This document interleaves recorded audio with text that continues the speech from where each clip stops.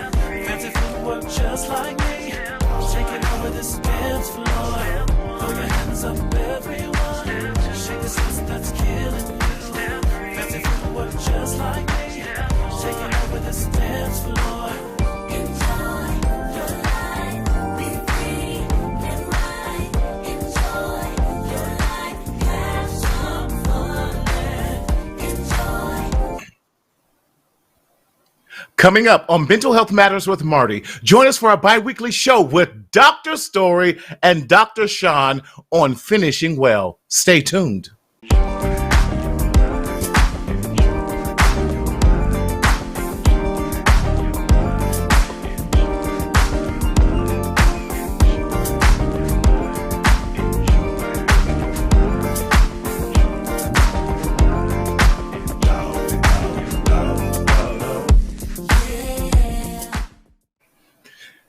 Listen, what's up, everybody? Yes, it's me. It's your host, Martina Sellers, your mental health hygienist, coming to you live and always in living color in Southern California, where the sun is always shining. I got on my yellow shirt, y'all, because today was about 85 degrees, global warning, and COVID is real. So listen, if you don't know, now you know. You better ask somebody. Listen, we are so glad that you are joining us.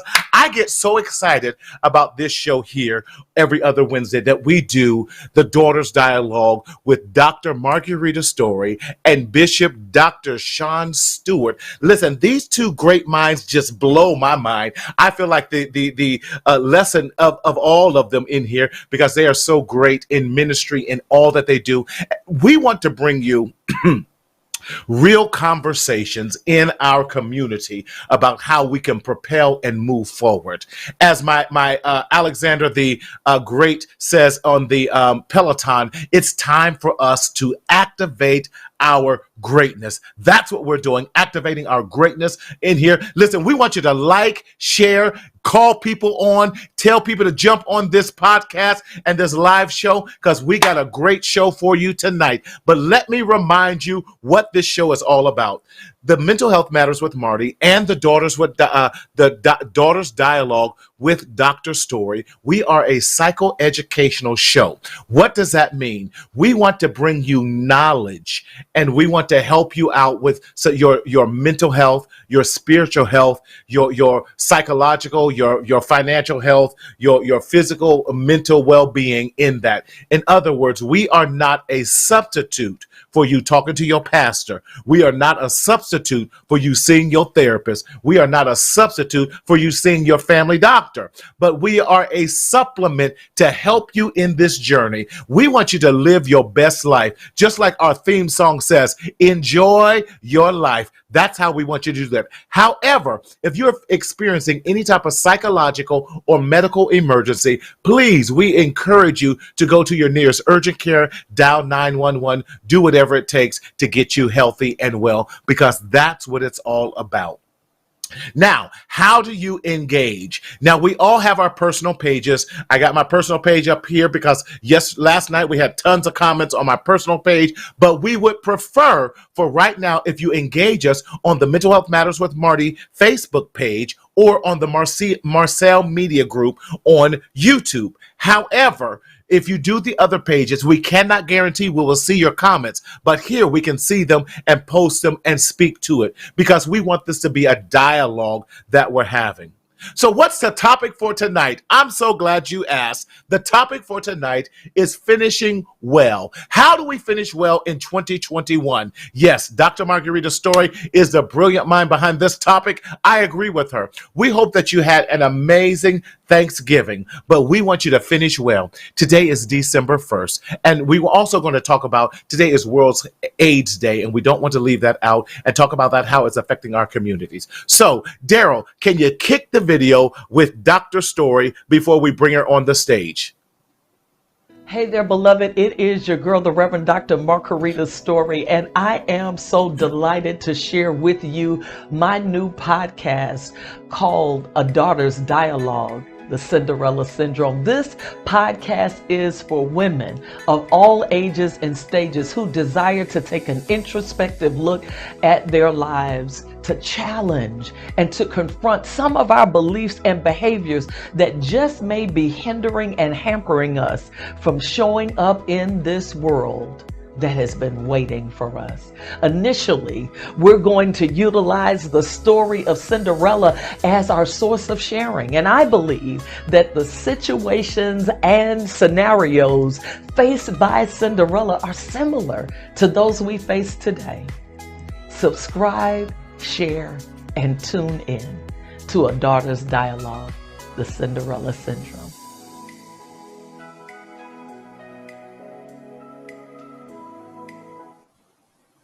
I love it. I love it. Every time I see it, I get more excited. So let's welcome back to her own show, really. I'm just the temporary host because starting in January, she's doing this herself, and I'm going to be a guest on her show. So we want to bring back, as always, none other than the beautiful, the incomparable, the immaculate, come on, other than Dr. Margarita Story. How you doing, baby? I am doing so well, Marty. I love and appreciate you. I love being on here because we get to dance in the background and Yes. have a little dance party, but it is always such a profound privilege to be with you. Yes. I tell you and our Mac in the back, I so appreciate you guys being that source of support and encouragement to Yes. me in this season. And I thank God for the work that you are doing. Mental health with Marty has challenged and encouraged and inspired us to begin to talk about some things and begin to look and reflect on some things and talk Yes. about those things that are challenging us. And so I say bravo to you and keep on doing the great things that you're doing. I Well, appreciate thank you and you. I'm so grateful. I thank God for Bishop as well. I know we're going to be bringing him Yes. in just a minute, but I so love and appreciate him. I thank God that you ensured that our journeys collided. God utilized you as that Mm. conduit. That ensured that I was able to meet this great man of God, and I am so Yes. profoundly privileged to be in his presence at all times. But we're talking tonight about finishing well. And Marty, Yes. God does something ridiculous between the two of us Mm-hmm. at times. And as we were talking, God had given you something for an arena that you're Mm-hmm. in and had began to formulate this for me for my noonday. And God was saying Yes. that we've got to finish well. God That's was right. reminding me that one of the things we find ourselves in a paradoxical position because of Mm-hmm. this pandemic, that the things that we were going to do in 2020, we did not do. Yes. And the things Yes. we thought Yes. we could have caught up on in 2021 were even Yes. delayed. And so there are some who have procrastinated, some that have put Yes. off, and others who have just thrown in the towel. And Mm-hmm. God is declaring and decreeing Come that on. right now we've got to finish well. God is saying, you're still here. You might be Yes. scarred, you might be marred, you might be Yes. different, you might be Yes. a little heavier. You may have That's all more right. responsibilities, but God is saying, finish well. And he is reminding us in this Mm. season, I've given Yes. you what is necessary for you Come to on and talk to continue us. on and make it through. So finish well. So even when we look at the Cinderella syndrome and we Yes. look at the story Yes. of Cinderella, Cinderella had to make a distinct decision that Yes. A I'm going choice. to finish. Yes. She had to make a choice, baby. Yes, I'm she going to did. finish well. I've lost my mom. I've lost my dad. I'm with some people Yes. who do not value me, but I am going to finish well. I Finish got some well. people that are competing with me. I got some people Mm-hmm. who are comparing themselves to me, but I'm Right. choosing to finish well. And God is talking to us in this season and saying we got to finish well. But Marty, I also Yes. understand that there are roadblocks and hindrances that can keep Mm. us from finishing well. So I want to talk Yes. about those things on this evening. But I I love it. believe that when we share our story, we find out that your story is my story and That's your right. truth becomes my healing. Yes. And that's so important because Mhm. too often I think we look at too many, one, like you said, outside circumstances to determine our outcome of tomorrow. And we Yes. can no longer allow situations that we don't Mhm. have any control over, maybe, and even those that we do, to keep us from finishing well. You may have Absolutely. maybe you didn't do it in your 20s, but you're in your 30s, you have another opportunity. Maybe you didn't do it in your 30s, but you're in your 40s, you have another opportunity. Maybe you didn't even do it in your 40s and you are in your 50s, you have another opportunity. Maybe even in the 50s, you squandered that, but you're in your 60s, you still got another opportunity. And maybe you are living in your 70s and think that your life is over, but you still have another opportunity. And if God so graciously allows you to live into your 80s and 90s, you still have yet another opportunity to finish well, because the race is not given to the swift or to the strong, but to the one that endures. Come on, I'm talking now, to the end. Yes, yes, God. Yes, yes, that's so good. But I wanted to take an opportunity to define the word well, because Hmm. finish means to come to an end. That we Right, right, understand that right. to allow something to come to its conclusion. But the Yes, yes, word yes. well, Marty, the word well means skillful. Mm. It means competently. Come on.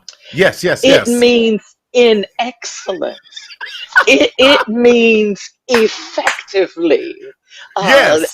It means thoroughly. It means efficiently. It Yes, sir. means conscientiously. It Yes, means ma'am. attentively. And so Yes, all ma'am. God is saying, just keep on going and attentively finish. He says, Yes. excellently finish, effectively Yes. finish, because just as you suggested, the race is not given to the swift nor to the strong, but it is given to the one that endures forever, until the end.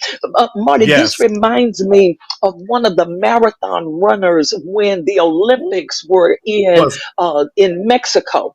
It was in Mm-hmm. Mm-hmm. Mexico, and what had occurred was one of the African runners in Mm-hmm. this marathon had tripped over his own feet, Feet. fell Yes, yes, down, yes. bruised himself, got Yes, run yes. over and trampled by Yes. others. His head was bleeding, and the runners kept on running inside the Olympic arena. Nearly an hour later, the runners Yes. began to come in. They have the ceremony where they Right, give right. out the awards A- for the Uh-huh. first, the second, and the third And the place third. marathon winners. And everyone was clapping and celebrating those that were there. Other runners came in much after the ceremony because they Mm-hmm. kept on running their race, Mm-hmm. and it got to the place where there were other other competitions that were going on, and the Yes, yes, announcer said, "We're going to stop because the last marathon runner is coming through the arena." Now, they've already given out the awards. They've yes, already yes, determined who the winner was going to be. They've already ensured yes, that everybody they thought was competing had yes. already come through. But there was one runner, One and more. there was an announcer. There was an announcer that came and said, "Why didn't you give up? You've harmed yourself. You're Right, bleeding. You can right. tell that you're hurting." And he said, "Why did you keep on running?" He said, "My country did not fly me All 5,000 the way. miles Yes. away for me to For me start to the quit. race. Baby, they didn't do that. They wanted me to finish, and Finish. because I am a finisher," he said, "I Yes. could not let the other runners and their pace stop me. I had to keep on going." And I'm telling that long doggone story because I need somebody to know that there are times where it Yes. feels like you're getting run over by other people, where it Come on. feels like you tripped over your own feet, where you've fallen, and it just being in the race has made sure that you've gotten beat up and battered and bruised. Yes. But we've got to be like that African runner, and we got to keep on going Keep pressing. because God did not put that anointing in your life. God did not put that call in your That's life. right. God did not put that purpose in your life for Yes. you to start something, baby. God called you to be a finisher. And while Yes, I'm he talking did. about finishing, come here, Jesus. Come Jesus said, on. "Rita, I couldn't give up when they were taking me from judgment hall to judgment The hall. judgment. I Come would on. not give up even when I had to walk up the Via della Rosa carrying a Yes. doggone cross." He said, "I would not give up even when they nailed me to the cross, pierced me in the side, and put a crown of thorns on my head. I would not even give Come up when on. I declared that it was finished." He said, "I went down to hell and snatched the keys from death, Yes, hell, and sir. the grave, and came up with all power in my hand because I am a finisher." Y'all, I felt like doing that, and that's done. Where is Sean at? Yes. Because Wait I a know he's minute. taking notes. I know Sean taking notes. I know Woo. Sean taking notes, and I Come know on. Welcome. he done said Bring something. on up Bishop Sean Stewart. My God, my God, my God. Bishop, she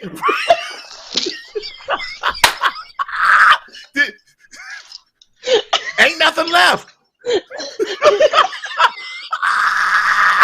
Yes, sir. Bishop, we're gonna tag team.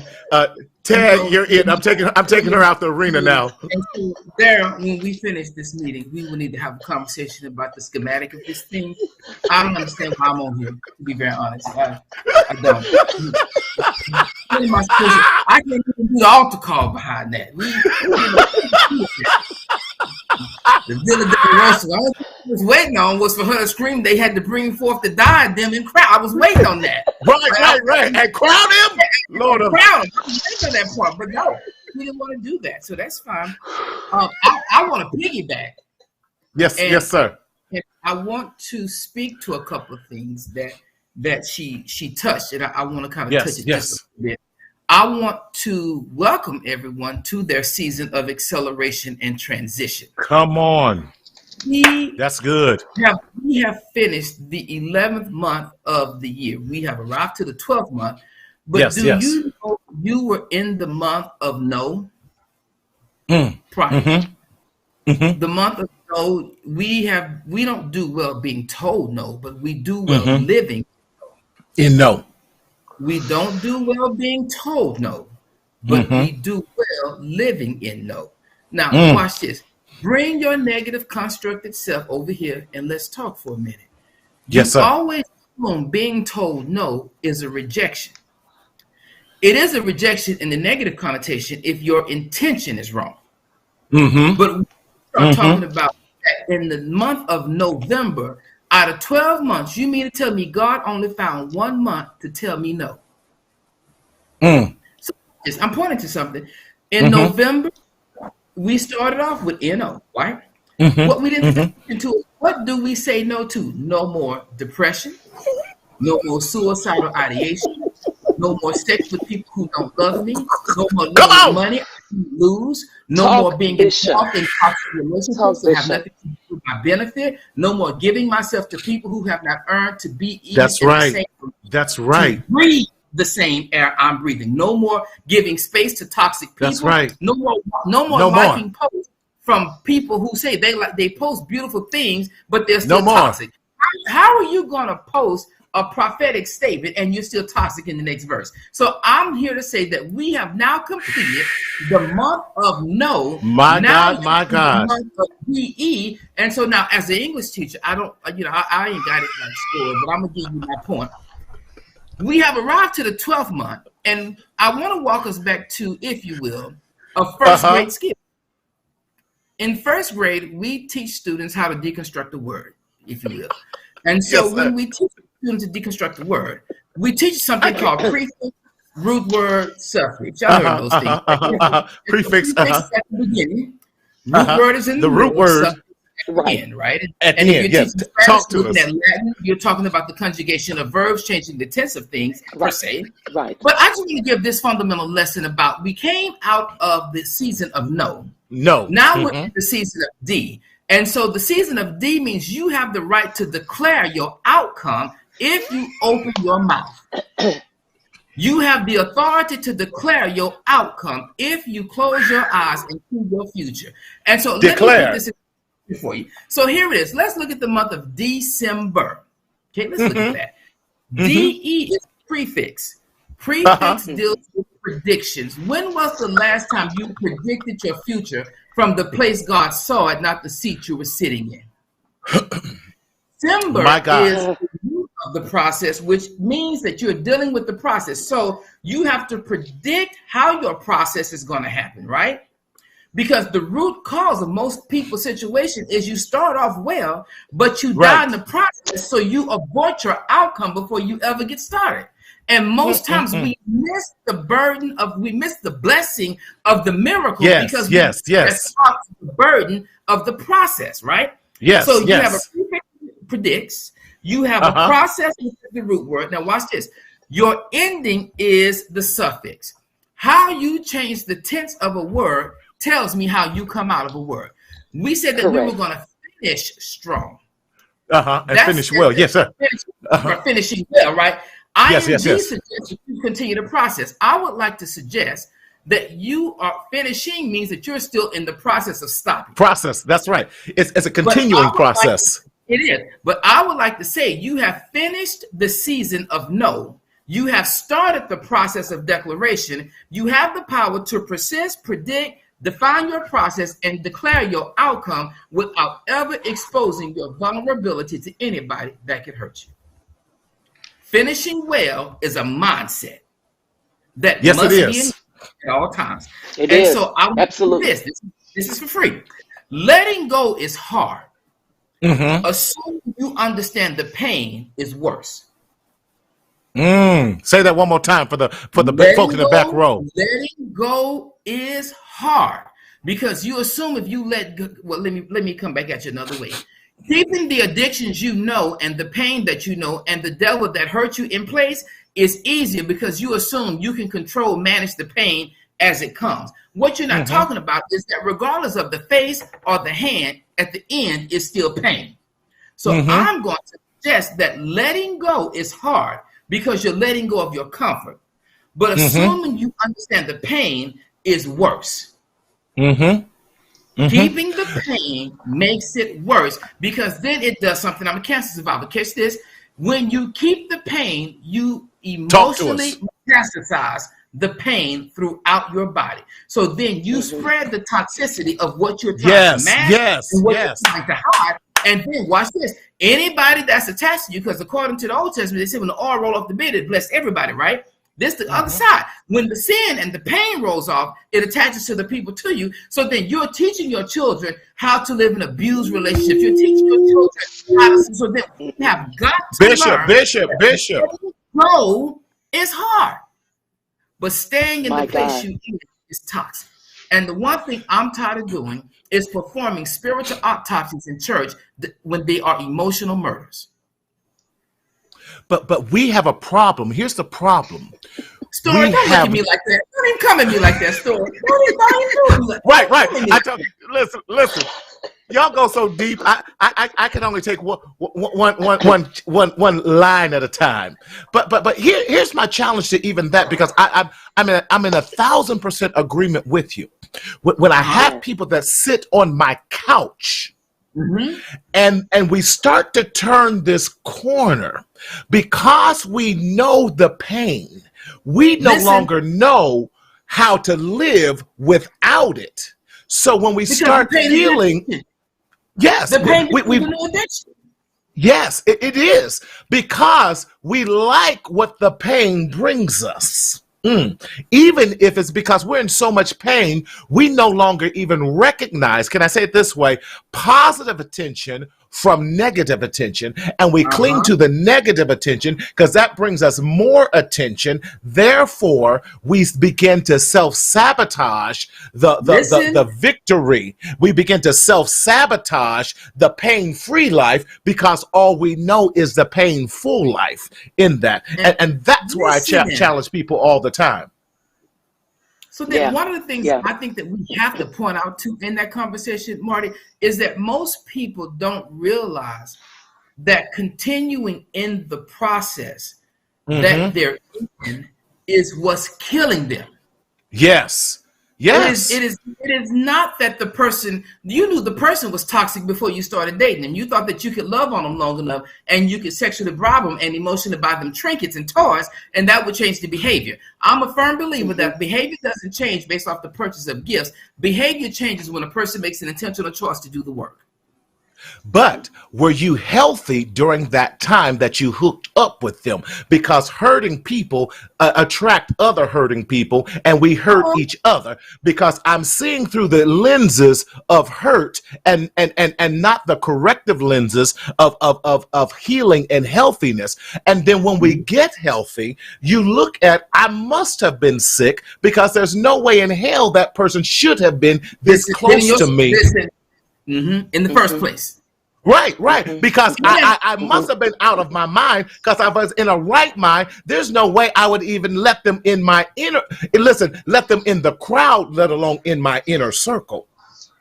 But I also believe, I want to put this out there for free, as Bishop would say. There are some of us that when we're not being victimized, we become our own victimizers. Yes. Why is she even on my screen? What is that?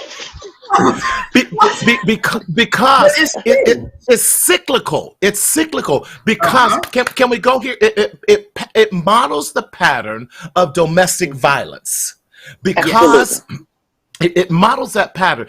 They say the average person in a domestic violence relationship will stay in that situation for 7 to 10 times longer than they should have, because they don't have the psychological fortitude or capacity to take themselves out, because they have been brainwashed by the perpetrator of that. We have now been brainwashed by the perpetration of the situation that we can no longer see out of it because of our pain.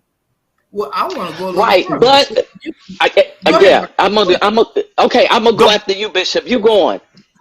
The one thing we're not talking about in this very conversation is, I think somewhere in that book that God unleashed, it says that we ought to train up a child in the way that he or she should go. Somewhere it read that. Now they may rip that it's in there.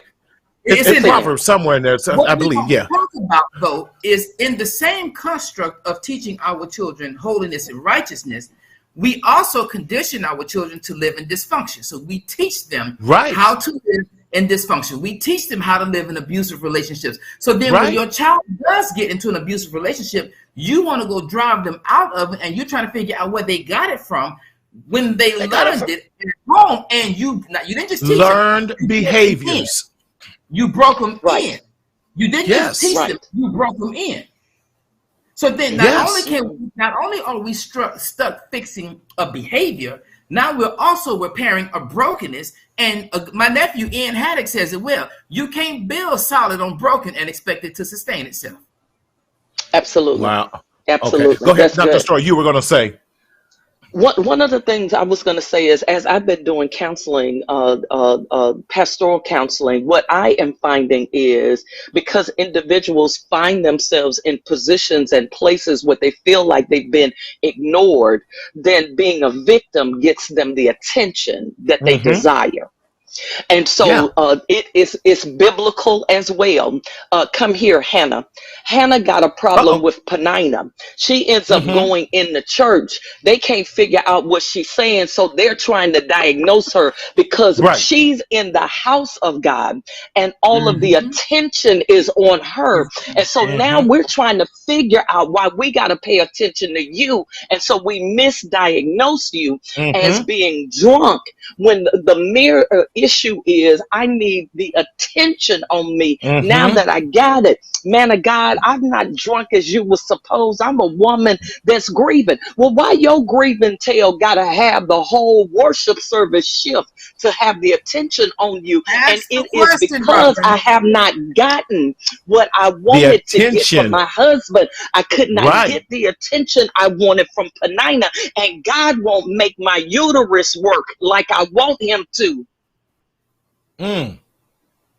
See, exactly. You come to the house, you come to the place that God put his wife and build destruction within her.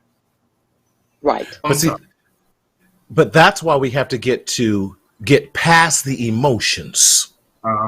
Right. To get to the root of the problem. One of the questions I asked, I was talking to one of my clients just yesterday. I said, where did you learn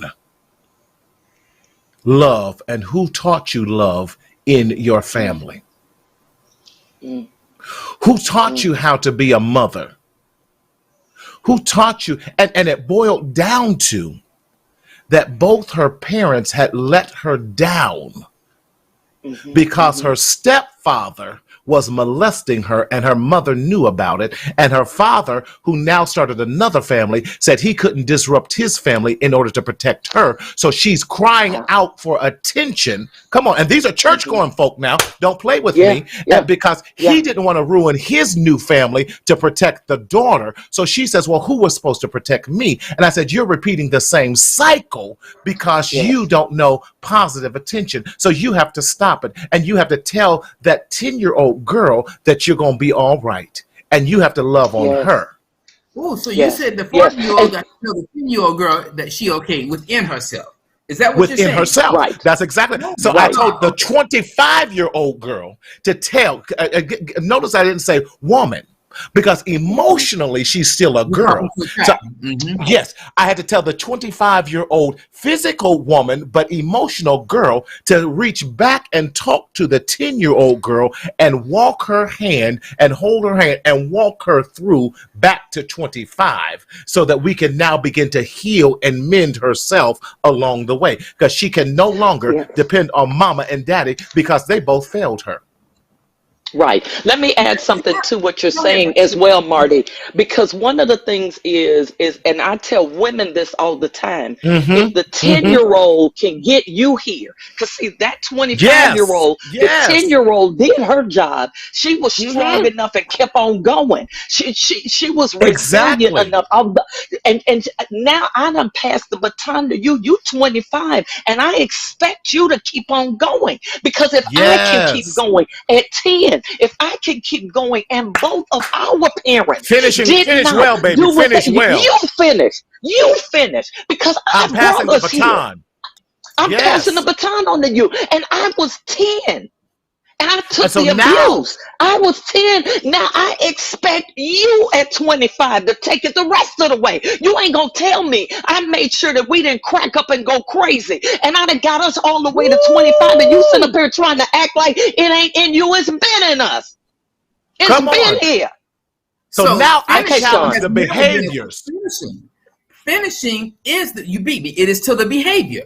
That's everything you need to be successful is not in your behavior. It is in your character, your ability to be resistant. And watch this. You can't say you didn't know, because your previous self trained you up to be your current self, so you can sustain in the midst of the stickiest situations of your life. So then you have to make the decision to live. And I have to Yes. inform brothers and sisters that you will live and not Not die. die. That's right. Come on. That's You will right. not That's die right. like this. You will not That's die right. like you will be called up to the other side, but you will not be called to the other side carrying this. You can't So- leave here till you finish this. So now Yes. we speak to the resiliency and the survival skills that she's had. Now, well, everyone says I'm a troublemaker. As I said, well, let's talk to that. Why were you a troublemaker? Well, no one heard you. I hear you. So now how are you going to change that? So why did you have a negative attitude? Well, no one listened to me. I'm listening to me. So now how are you going to change that? Because you can no longer use that excuse in order to walk into your future. Now we have to attack every maladaptive behavior and change it and put a positive one in that so that we're not continuing to repeat the process. Now, is this going to happen overnight? No, because that's my job to challenge you. And that's our job to then say, listen, you're not 10, you're 25. Baby, that's a 10-year-old behavior. Come on, walk us up to 25. We need to define maladaptive. I want to go back to that definition because what I'm learning is that everyone who speaks English do not carry the same definition to the same word they hear. So I really want to unpack maladaptive for a reason. I want you to specifically say maladaptive is this, and for example, so they can actually see it because I get it. But I want to be sure that our listeners have that fundamentally in their mind because what I'm getting ready to point us to is going to be horrible. But because you're right. But I want to define maladaptive. Listen, there is always if you don't have a strategy, you have no vision, you shouldn't be leading people. So we have to unpack. And good teachers always give definitions to words because you cannot build the skill or the strategy if we're all using the same word but working from different definitions. We've got to define what is maladaptive from the term you're using. And what is an example of it? Yes. So what I'm talking about, maladaptive, is the opposite of something that is adaptable, something that is acceptable. We're talking about a negative behavior. We're talking about a wrong behavior choice. We're talking about behaviors that's going to that attracts negativity, that's attracting negative energy. That when you're making, okay, Dr. Story, David, walk us through that. With what he just said, David, walk us through that. Come on. Don't even do me like that, because you know I'm gonna start preaching, and I'm not doing that with you because not only David, but Solomon, not only there's a whole lot of them with maladaptive behaviors. Yes. Paul, doggone it.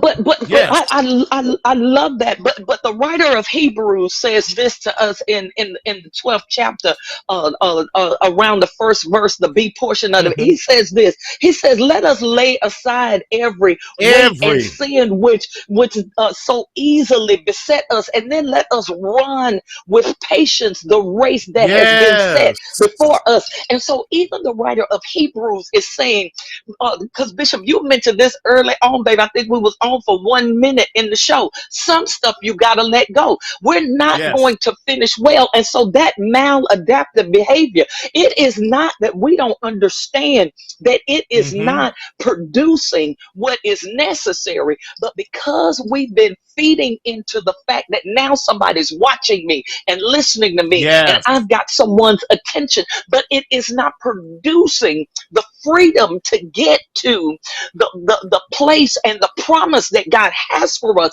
But it does give us pause for the moment. And so then the writer of Hebrews says this. He said, you got a great cloud of witnesses. Number one, he's trying to tell us this. Don't act like you the first one to ever have to go through anything. I'm not denying that it's painful. I'm not denying that it was cruel. I'm not negating your experience consequences of the horrors that have been there. But I am telling you this, if you're going to finish the race that was set for you, you're going to have to let some stuff go. You're going to have to choose it for yourself. You're going to have to say, this wouldn't, never mind. This handbag don't belong to this outfit. I'm not taking this into the next season. Put on the right shoes. And he said, but it just don't go with where I'm going. And we got, just like you said, Marty, today it was 80 something degrees. Boo, you'd have had that yellow shirt on and baby, you would have frozen to death. Sugar, here on the East Coast, because what you got on may be okay for where you are, but not where I am. Y'all not gonna say that. And where I am,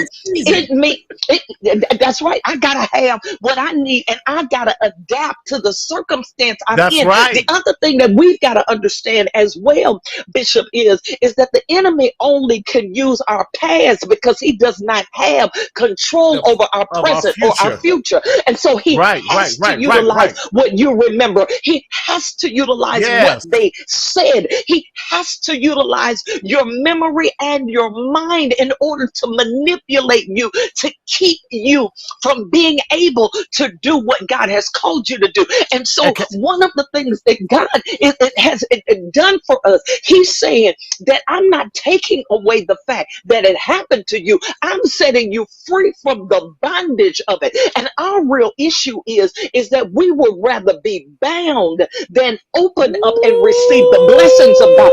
Because if I let it go, who am I going to be, Bishop? If I let it go, what am I going to identify? I don't know this freedom that you're talking about, but I know bondage. Yes. And so because I know bondage.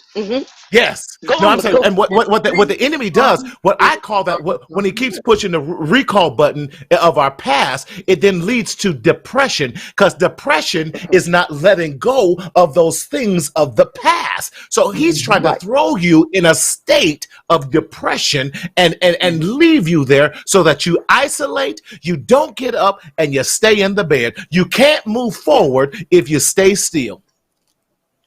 And when we look at this, the one thing that we struggle with, and we assume that this thing is only used in this one place.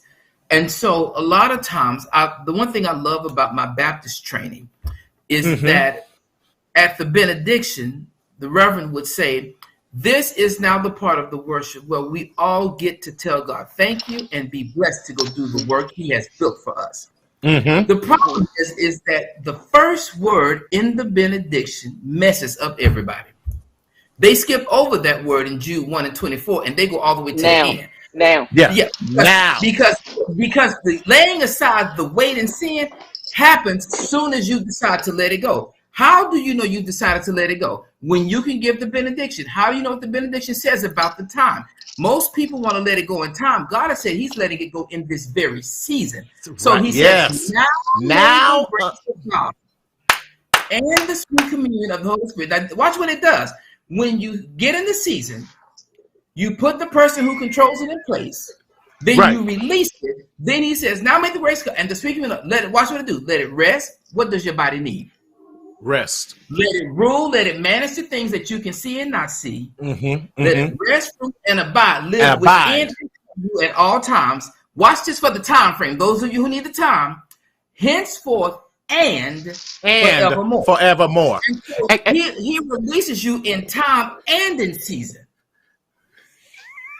Yes, I love it. But can we talk about that abide? And we're talking about when abide in it, it means to be saturated in it. It's not a drop of it. It means to be so covered in it. Right. Till it just drips off of your very eyebrows. Listen, the grace of God dripping off of me. I walk in the grace just drips. Not does it just drip on me, it drips on you. It drips on others. They're blessed because I'm blessed. Come on. So now we're doing the very opposite. Instead of teaching our children the maladaptive behaviors, listen, I'm blessing. We're now blessing them and teaching them the rest, the rule, and the abiding of the Holy Spirit in everything that they do. Come on now, so I'm talking. Remember what we were talking about. So remember what I started us off with. We got to define what maladaptive is. And you did exactly what I wanted. We shifted what the definition was by showing them that the choice to live in the maladaptive is theirs. Right. But as easy as it is to live in the maladaptive, it is as easy to make the decision to not live in that anymore. And I want to point to you that on either side, the decision is yours. You have the choice to finish well.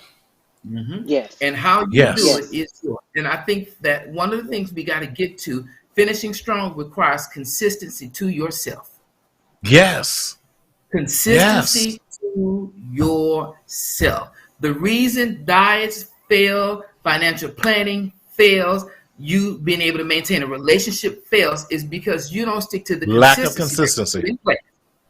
And you negotiate your outcome based off your temporary feelings. So you make a permanent deal off of a temporary feeling, and then you're stuck paying the price for generations. There are people in generations still paying for things from other people's past mistakes. That should not be the case in 2021. Well, I say that, but we also should say racism shouldn't be the case, or bigotry, poverty, or being able to go to school without having to worry about childcare. So I mean, in 20, I say that we shouldn't be talking about that. It shouldn't be an issue, but hey, I could be wrong. I hear you. And I said, successful people are intentional people. And if we're going to have to finish well, we have to be, like you said earlier, intentional about how we finish, intentional about the choices, intentional about getting up, intentional about the walk. Listen, I don't always feel like going to work, but if I'm going to pay my bills, I have to be intentional on getting up. Just like And so therefore, we have to be intentional about being well, even when we don't feel well, because our feelings will change. Come on. Listen. So we can't determine the finishing based upon our feelings. Yes. Because it goes back to what. Yes. They're temporary. They're temporary. And your feelings will sabotage you if you're not careful. That's right. That's right. If you're not careful. You will make, and I told this to a teacher today. I was doing a walkthrough, and she had a great lesson, Marty. She did the work. She internalized the lesson. She was ready to teach. She was ready. And she took a look on somebody else's face, made a quick decision, and it cost her in the long run when she should have stuck with the script at hand, because what you had in hand, you knew it worked. I'm saying that for a reason. Never make a decision based on what you see, feel, hear, touch, and taste. That's right. If they require your decision, everybody can wait. Even if it's their emergency, they can wait long enough for you to make the decision. And as much as I hate to say this, sometimes you have to make the decision that's best for you, and sometimes that's rejecting the request for the ones who ask you when you know you love them. And we have to stop interpreting that as being selfish. See, that's the problem. We want to say, "Oh, you're just being selfish." No, you're the one selfish because you want me to do what's not best for me. Exactly. And so I'm doing what's going to be best for me in this situation so that I can help you from a better perspective and viewpoint, because you don't have the mental capacity to be able to make the right decisions. So I cannot allow your indecisiveness and your inability to affect my decision of doing, can I say it like this, doing the right thing. Yeah, and finishing well. One of the illustrations I was using was running, and I want to go back to that because even in Hebrews they were saying that we've got to run the race.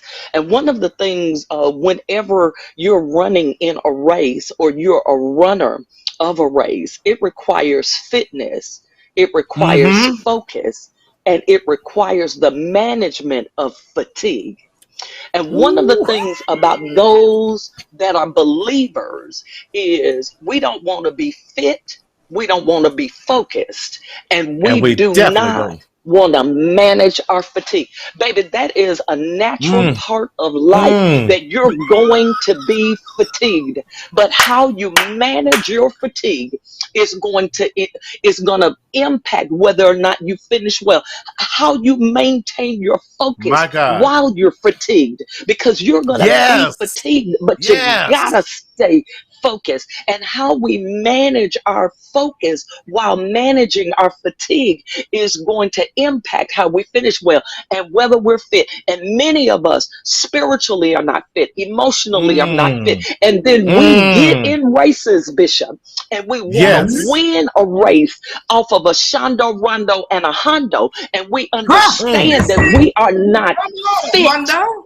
We're not fit. The Bible says that if you put your hand to the plow and you turn back, boo, you not fit for what you've been called to. The Bible says that if you were not called to be a priest, don't put your hand on the ark. Come here, Eli boys. Baby, they sit up there trying to manage God. Put their hands on it, and one of them ended up dying from it. Because when you're not fit for something, when you're not fit for it, you're not supposed to be in that race. But there is a fitness that comes along with it. The other part that I do want to say is that we're in an army. And this is the only army that'll quit on you while on active duty. We'll quit on active duty. Listen, okay, he taking notes again. Right. But we've got to also get to the point where we begin to not only be intentional, but we've got to take responsibility for the fact that God has put a baton in our hands, and we got to keep on till the thing is over. We got to stop letting what somebody done said, how we feel, what happened to us in our third grade, whether or not we lost our job, whether or not somebody died. We've got to stop allowing those things to derail, whether them phones keep ringing, social media, whether somebody liking your posts or not, whether or not somebody trying to act like they don't want to talk to you. Baby, I start singing one of them old Baptist hymns in a minute. You ain't calling me, you gonna block me from your Facebook page. Quietness, blessed quietness. What an assurance in my soul. On the they don't know that song no more. Baby, Jesus speaks to me. Yeah, you ain't got to talk to me. I got the Lord talking to me. Cease to roll. Cease to roll. See, you don't know nothing about that. That's when you had Sister Irene Rose playing an upright, and the and the foot pedal was the drum. You understand? That's the truth, baby. And she woke up as the Reverend found his key. Yeah, that's right. But you know what is interesting about that? We think that and I'm gonna say this, pastors, preachers, gospel leaders, we have a responsibility to tell the truth, even when it hurts. Yes. Obligated. We are obligated. We want folk to finish well. We must do our work too. Let me point to something. You cannot be a pastor. Every pastor, and I'm going to get out there and say this, as a bishop, I mean this with all my heart. I believe this even before I was consecrated. Every pastor must have a pastor. Yes. And in that concept, pastors, the same level of accountability and consequence you issue to your members, you should be prepared to receive from your covering. Yes. Hear me good. If you are unfit to be pastored, you're unfit to be held accountable. You have a feeling that tells you don't have to be told nothing. You can be a member of the church. Just go sit over there in that chair next to the altar and beat me there until your change comes. Because one of the things that we have to do as watchmen on the wall is I got to make sure that the door frame seals when it closes. Right. Because that's good. That's good. Watch this. I can't have some things in my house, and there's some things I can't have in my heart. You can know both of them, but you can't have access to them. In finishing strong, the one thing I want to encourage everybody to do is to get rid of the things that you know are emotionally and silently weighing you down, that the only way you identify is when you get to bed and you finally can release the tears of the day in a dark room and nobody see them. Those things that cause, that's how you finish strong. Get rid of that. You want to figure out how to finish strong? Number 2, release yourself from the expectations of those that do not invest in you. From every aspect, release yourself from that. And number 3, watch it. Be okay that you're not okay, and get somebody in your life that you can go tell you're not okay, and they're gonna come check in on you. Because sometimes you're not okay is that you need to be able to say it, and then you need to have somebody every now and again that would just, hey, I'm checking on you. That's right. That's right. And as much if you left it to me, Rita, I would still have the BlackBerry, the one with the glass where you slid it up. Yeah. That one. Because, that's me. I would have that.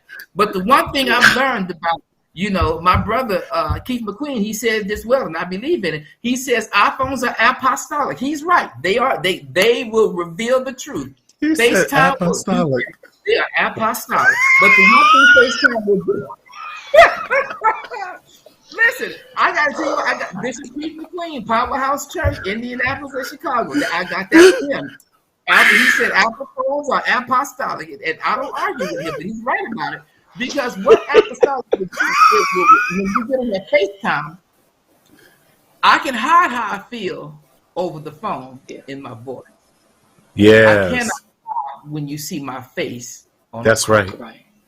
And my face will tell you what my voice has not, because I've learned to train my voice to project what I needed to do when I needed to do it. But I have not trained my lie when I don't know how to hide the hearts and the pains that I carry. So you always need to have somebody that will check in on you, and they will serve tow truck. They will lift you up when you can't move yourself and carry you from the point of trouble to the place of safety so you can recover. You need to have those things in your life. You want to finish strong? Start there. That's just my little outcome on finishing strong. You got to finish strong because your life really does depend on it. Yes. I can't believe we are past the hour at this point, but my God. That's because you don't read or talk too much. This Bible buddy had nothing to say. You need every 2 hands over there. I need a meeting. After this, I need an immediate meeting with management. Good thing I was raised Baptist and went to the Church of God in Christ at Baptist. I wouldn't know how to fit in with this. I thank God I'm still saved and sanctified. Because y'all were filled with the precious Holy Ghost. Yeah, listen, that thing in Philadelphia done preached the world down, and then go talk about bring Sean. No, leave me where I am.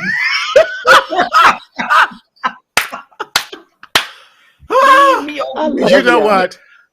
I love y'all too. I get my notes to preach on Sunday because I be counting on these. Listen, I get my 2 weeks of sermons right here. I be good.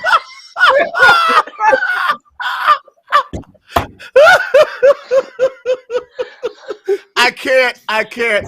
Oh my God, y'all have lifted my spirit so much, and I am so encouraged to finish well in this season. Since Bishop has given his, y'all done took us to church this here night. Listen, Brother LaDon, I know you're right. I know you're right. The moderator in Philadelphia got on here. The moderator. The moderator. The moderator got on here.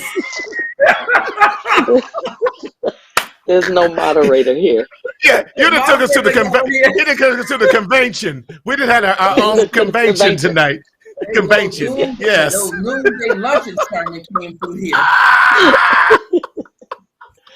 I love Bishop, you guys. We love you so much. Thank you from Houston, Dr. Story. Yes.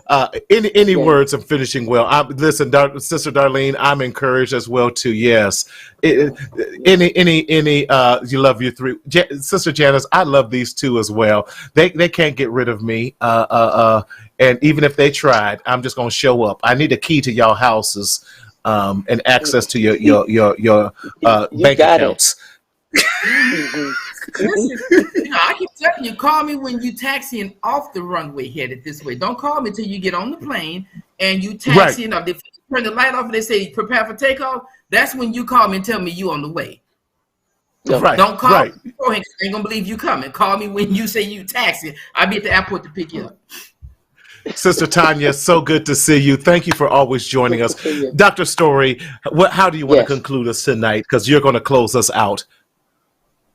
Well, I just wanted to thank the both of you guys for coming on. Your insight and intellect, and even the way you guys have so profoundly made it personal for each of us, that we can finish well, because sometimes it is the knowing that I still can do it, that I can leave here knowing that there's still potential and possibility for me. Yes. And so I want to thank you guys for taking this topic seriously enough, because there are some things so many of us have started that are difficult, even in relationships, and trying new jobs, or even to stretch out on some things that we wanted to try.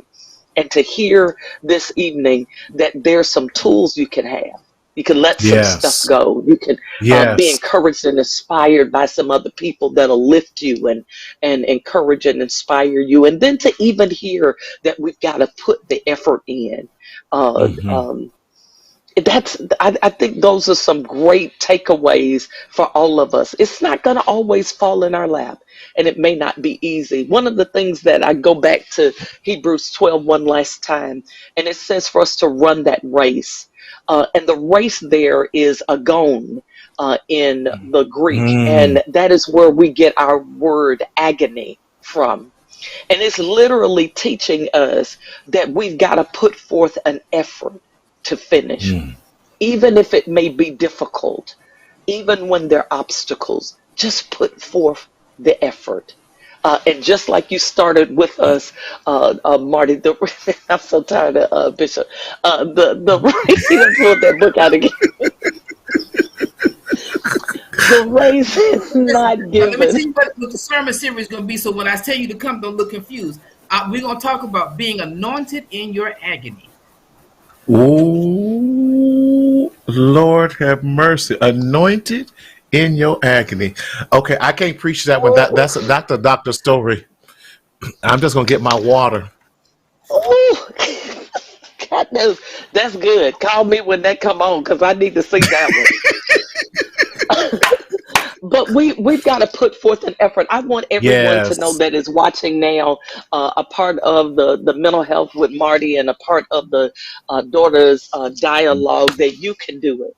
You can make it. You can. You can finish well, no matter what the race is, no matter what you've been called to do. You got this thing. You've been uniquely created to finish well. That's my last thought, Marty. Love it. Daryl, there's nothing else but to kick the ending credits. And we are so glad to join us. And listen, reach out to us for anything. We want to be there to support you in your journey with this. We pray that everyone had an amazing Thanksgiving. And as Bishop has just said, we are declaring victory and declaring wellness in December. You have the power. That's what we always say. Do not continue to secretly suffer in silence in the shadow of shame. But as I close each week, we say, speak up, speak out, and live. And always remember to enjoy your life. We'll see you in 2 weeks. God bless.